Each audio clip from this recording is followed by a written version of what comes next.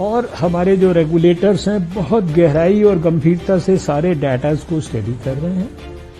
और अभी जिस प्रकार से मैंने पहले भी कहा है कि जब ये 2021 का वर्ष शुरू होगा तो जो शुरुआती इसके महीने हैं और उसमें भी मैं व्यक्तिगत तौर पर ऐसा समझता हूं कि शायद जनवरी के महीने में भी कभी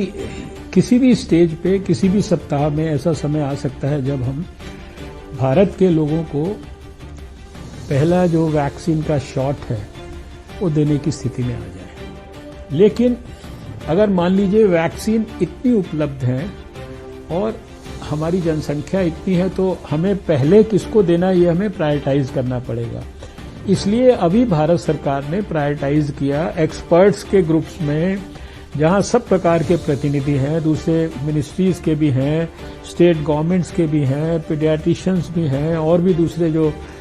वैक्सीन से जुड़े हुए एक्सपर्ट्स हैं, विश्व स्वास्थ्य संगठन के भी दूसरे लोग हैं, सब लोग हैं,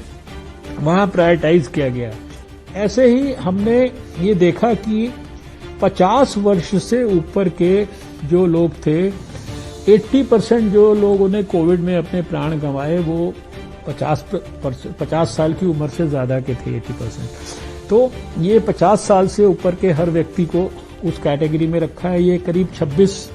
करोड़ के करीब लोग बैठते हैं और 1 करोड़ लोग अभी हमने रफ एस्टिमेट किया है वो लोग हैं जो 50 साल से कम उम्र के हैं और शायद कम उम्र होने पे भी कोई ना कोई उनके शरीर में कोई ब्लड प्रेशर है, डायबिटीज है, हार्ट की, किडनी की या किसी भी प्रकार की कोई बीमारियां हैं। तो ऐसे अभी 30 करोड़ लोगों को प्रायोरिटाइज किया गया है।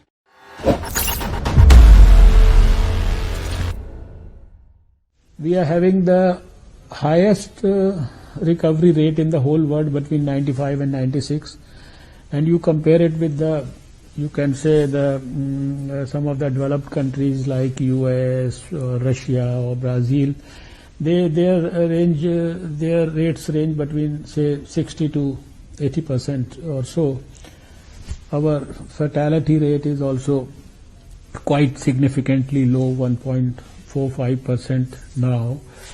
and I feel that the worst may probably be over, but with a strong, you see, a note around caution that we need to be very, very strictly following the COVID appropriate behavior. We cannot afford to relax on that front. So the major tool against COVID or achieving success in this fight will ultimately be this mask and of course hand hygiene and the physical distance that we are all supposed to follow. तो आपका अगर माने तो खतरा टल गया, लगता है खतरा कम हो गया कुछ? देखिए, अब जो मुझे लगता था कि जितनी तकलीफों से हम गुजरे हैं वो तकलीफें अब खत्म होने की दिशा में आगे बढ़ रही हैं और उसके साथ साथ आप जान रहे हैं कि आने वाला जो वर्ष है उसमें जो वैज्ञानिकों ने रिसर्च किया है बीमारी से लोगों को बचाने के लिए वैक्सीन की खोज में, वो भी दिशा सफलता की ओर बढ़ रही है। तो सारी चीजों को ओवरऑल पर्सपेक्टिव में देखें तो डेफिनेटली हम बेहतर पोजीशन में हैं और भारत तो इतना बड़ा देश होते हुए मैं ये समझता हूं कि सारी दुनिया के बहुत बड़े बड़े देशों के मुकाबले और भी ज्यादा बेहतर पोजीशन में है। देखिए, वैक्सीन्स के बारे में आप जानते हैं कि अभी अगर पूरी दुनिया की बात करें ओवरऑल तो शायद लगभग अब करीब 300 के करीब वैक्सीन कैंडिडेट्स अलग अलग स्टेजेस में काम कर रहे हैं और इसमें अगर हम ये देखें कि जो क्लिनिकल ट्रायल्स के अंदर हैं तो शायद अच्छे 50 हैं, उसमें भी 30-35 जो है वो एडवांस्ड क्लिनिकल ट्रायल्स में है। भारत में भी उसके अंदर से 6 वैक्सीन्स हैं जो अच्छी खासी स्थिति के अंदर पहुंच चुकी हैं। दुनिया में किसी से भी पहली बात तो यह है कि भारत वैक्सीन के डेवलपमेंट की दृष्टि से, वैक्सीन के रिसर्च के मामले में किसी से भी कम नहीं है और किसी से भी पीछे नहीं है। जहां तक पहली वैक्सीन को मिलने का सवाल है, हमारी सबसे बड़ी प्राथमिकता शुरू से आज तक ये रही है कि वैक्सीन के मसले पे जो सेफ्टी का इशू है ना, और जो इम्यूनोजेनेसिटी का इशू है,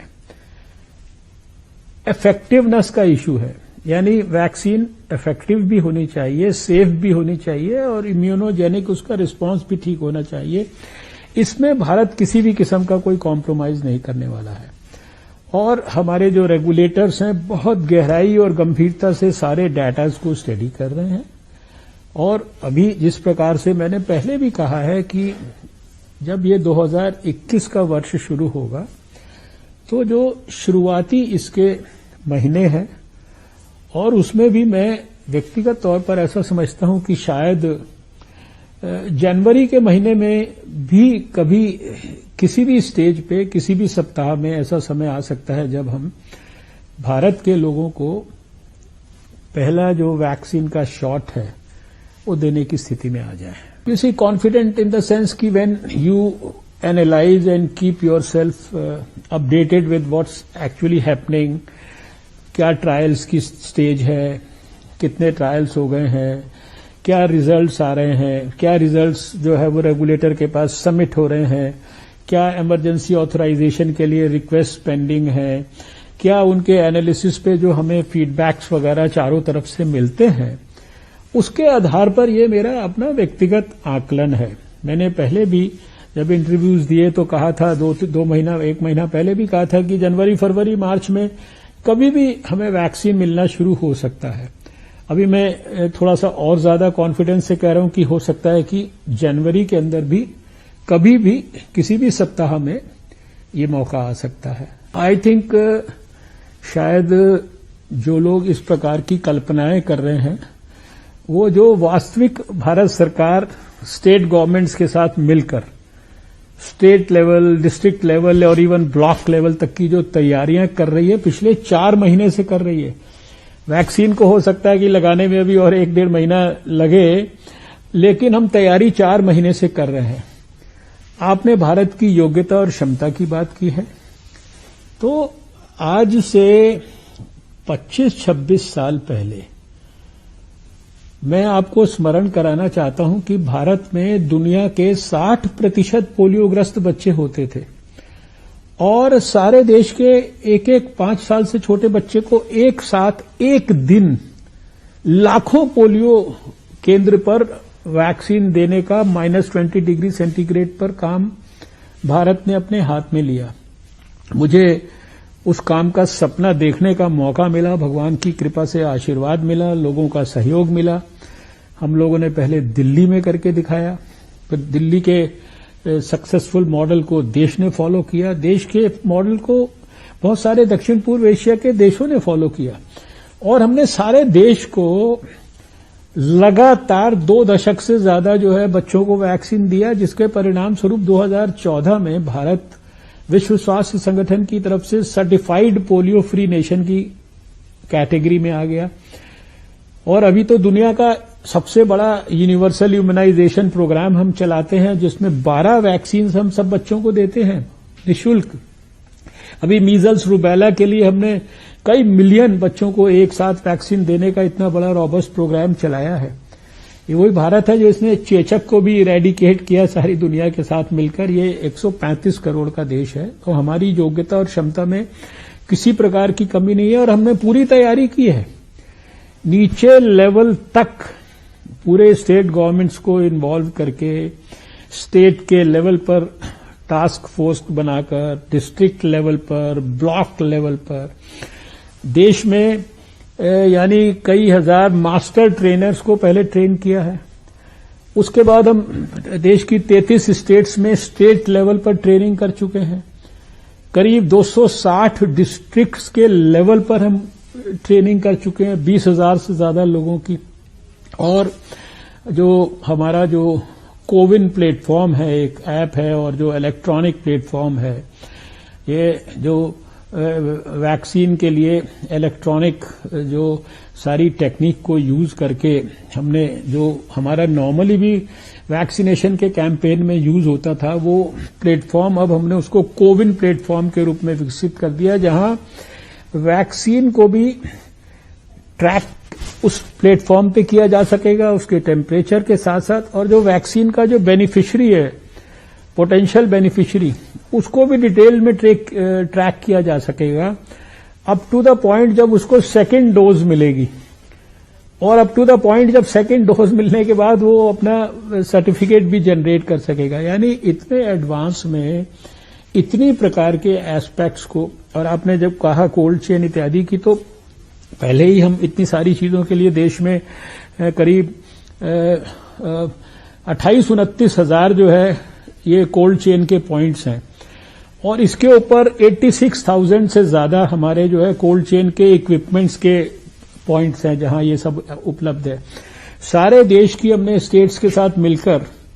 वैक्सीनेशन देने के लिए जो रिक्वायरमेंट्स हैं चीजों की, कोल्ड चेन के लिए वैक्सीन कैरियर्स हैं, मान लीजिए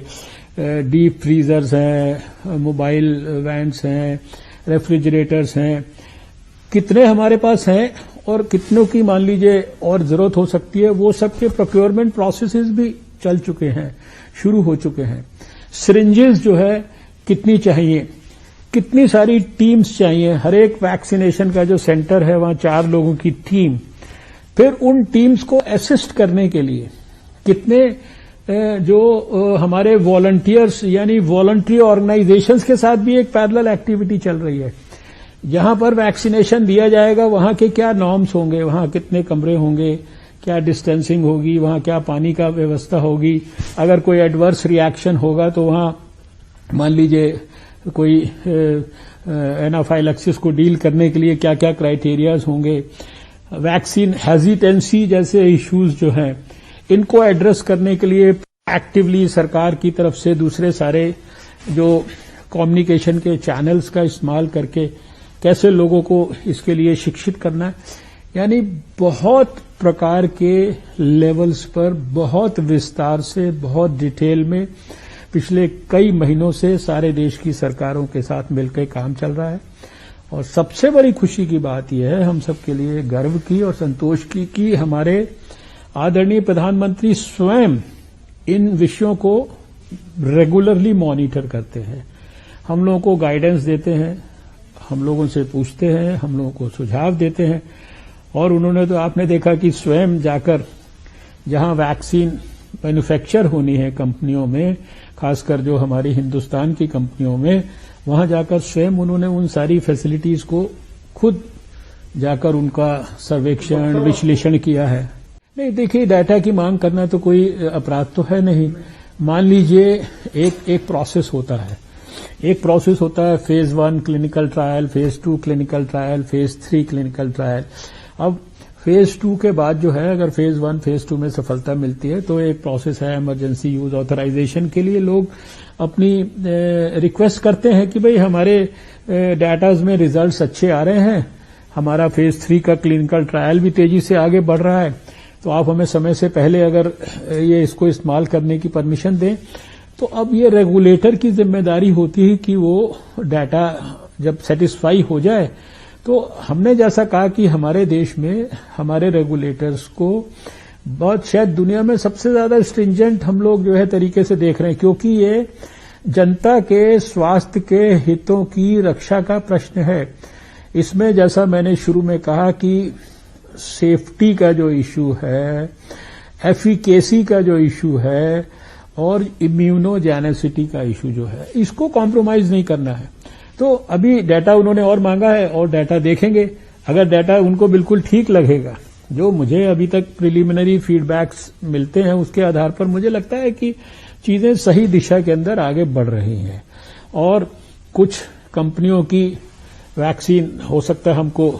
जनवरी में मिलनी शुरू हो जाए, कुछ की फिर हमको फरवरी, मार्च, अप्रैल धीरे धीरे करके मिलनी शुरू हो जाएगी। और फिर जैसे हमने एक्सपर्ट्स की सलाह पर प्रायोरिटाइज किया है, उसी प्रायोरिटी के आधार पर लोगों को वैक्सीन देना प्रारंभ कर देंगे। आइडियली तो हम जब सबको वैक्सीन देने की स्थिति में आएंगे वो तो आइडियल समय होगा, लेकिन अगर मान लीजिए वैक्सीन इतनी उपलब्ध है और हमारी जनसंख्या इतनी है तो हमें पहले किसको देना ये हमें प्रायोरिटाइज करना पड़ेगा। इसलिए अभी भारत सरकार ने प्रायोरिटाइज किया एक्सपर्ट्स के ग्रुप्स में, जहां सब प्रकार के प्रतिनिधि हैं, दूसरे मिनिस्ट्रीज के भी हैं, स्टेट गवर्नमेंट्स के भी हैं, पीडियाट्रिशियंस भी हैं और भी दूसरे जो वैक्सीन से जुड़े हुए एक्सपर्ट्स हैं, विश्व स्वास्थ्य संगठन के भी दूसरे लोग हैं, सब लोग हैं, वहां प्रायोरिटाइज किया गया है। और इंटरनेशनली भी क्या ट्रेंड है, WHO की भी क्या गाइडलाइंस है, उनको भी अध्ययन किया गया है। और उसके आधार पर अभी पहले जो 30 करोड़ लोग हैं, यानी पहले 30 करोड़ लोगों में क्या है, पहला 1 करोड़ जो हेल्थ वर्कर्स हैं प्राइवेट सेक्टर में भी या पब्लिक सेक्टर में भी, दूसरे 2 करोड़ लोग वो हैं जो कि दूसरे नंबर पे प्रायोरिटी वाले जो फ्रंट लाइन वर्कर्स, हमारे पुलिस की फोर्सेज हैं, पैरामिलिट्री फोर्सेज हैं, हमारे मिलिट्री की फोर्सेज हैं, या हमारे सैनिटेशन स्टाफ है, कॉर्पोरेशन के अंदर जो लोग फील्ड में फ्रंट लाइन में काम कर रहे हैं, ये एक करीब 2 करोड़ लोग बैठते हैं। ऐसे ही हमने ये देखा कि 50 वर्ष से ऊपर के जो लोग थे, 80% जो लोगों ने कोविड में अपने प्राण गंवाए वो 50 साल की उम्र से ज्यादा के थे, 80%। तो ये 50 साल से ऊपर के हर व्यक्ति को उस कैटेगरी में रखा है। ये करीब 26 करोड़ के करीब लोग बैठते हैं और 1 करोड़ लोग अभी हमने रफ एस्टिमेट किया है, वो लोग हैं जो 50 साल से कम उम्र के हैं और शायद कम उम्र होने पे भी कोई ना कोई उनको शरीर में कोई ब्लड प्रेशर है, डायबिटीज है, हार्ट की, किडनी की या किसी भी प्रकार की कोई बीमारियां हैं। तो ऐसे अभी 30 करोड़ लोगों को प्रायोरिटाइज किया गया है। इन 30 करोड़ लोगों में जो हमारे हेल्थ वर्कर्स हैं उनकी लिस्टें पूरी बनके तैयार हो गई हैं देश भर में। ऐसे ही अभी फ्रंटलाइन वर्कर्स की लिस्टें तैयार हो रही हैं। जो अगली कैटेगरी है उसके लिए भी वर्किंग जो है स्टेट गवर्नमेंट के साथ मिलकर चल रही है। इनको क्लब किया जाएगा, सारी जो मैंने बताया इलेक्ट्रॉनिक प्लेटफॉर्म का इस्तेमाल करके किस व्यक्ति को कहां पर कौन से दिन वैक्सीन लगेगी उसके हिसाब से उसको सूचित किया जाएगा, उसको टेक्स्ट मैसेज भेजा जाएगा, फिर उसको लगने के बाद फिर रिकॉर्ड किया जाएगा, फिर अगले सेकेंड डोज के लिए। तो अब सरकार की तरफ से तो ये सारे लोगों को प्रयास है कि भाई सबको वैक्सीन मिलना चाहिए और इनको देना है और हम उसके लिए तैयारी कर रहे हैं और हम उसी के लिए लोगों को शिक्षित भी करेंगे कि ये वैक्सीन सेफ है, आपके प्राण की रक्षा के लिए है, आपके फायदे के लिए है। तो हमारी तो कोशिश यही है कि जो हम प्रायोरिटाइज कर रहे हैं हर एक व्यक्ति वो वैक्सीन ले और उसीलिए मैंने आपको जैसा कहा कि कोई वैक्सीन हेजिटेंसी के इश्यूज होंगे तो उनको भी लोगों को शिक्षित करके एड्रेस किया जाएगा। अगर आपको हमारे वीडियोस पसंद आए तो प्लीज लाइक करें, सब्सक्राइब करें और शेयर करें।